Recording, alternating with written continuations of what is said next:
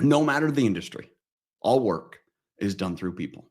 As we're talking about purpose and understanding purpose and its applications to leadership and people, it's people. It doesn't matter what which, it doesn't matter which industry, it doesn't matter what you're trying to accomplish. It's the ability to see people as people.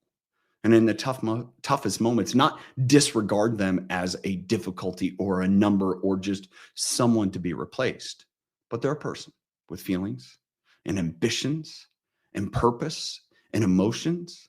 Now, we can whitewash it and say, oh, well, we shouldn't be concerned about that stuff.